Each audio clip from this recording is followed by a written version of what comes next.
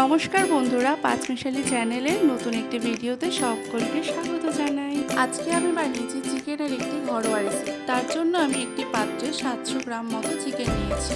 তার মধ্যে আমি আদা, রসুন, কাঁচা লঙ্কা বাটা, হলুদ, পরিমাণ মতো নুন, কাশ্মীরি লঙ্কা গুঁড়ো, কোচানো পেঁয়াজ, হাফ পাতিলেবুর রস, জিরে গুঁড়ো আর বেশ কিছুটা সর্ষের তেল দিয়ে ভালো করে মেখে নিয়েছি। মাংসটা মেখে আমি আধ ঘন্টার জন্য রেখে দেব, যাতে মাংসের মধ্যে ভালো করে মশলা ঢুকতে পারে। এবার কড়াইতে তেল গরম করে গোটা জিরে আর তেজপাতা ফোড়ন দিয়ে দিয়েছি। তার মধ্যে বড় বড় টুকরো করে রাখা আলু দিয়ে দিয়েছি। আলুতে নুন আর হলুদ দিয়ে ভালো মতো ভেজে নিয়ে ম্যারিনেট করা মাংসগুলো দিয়ে দিয়েছি। যেহেতু মাংসটা মশলা দিয়ে ম্যারিনেট করা ছিল, তাই রান্নাটা খুব চটজলদি হয়ে যায়। মাংসটা কিছুটা কষিয়ে নিয়ে দিয়ে দিলাম টমেটো কেচাপ।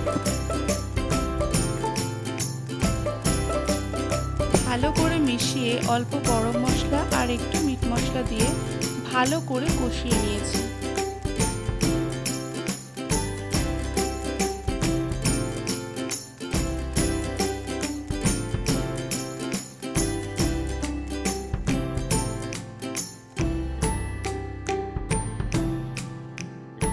কষে গেলে ঝোলের পরিমাণে জল দিয়ে ঢেকে ফুটিয়ে নিয়েছি।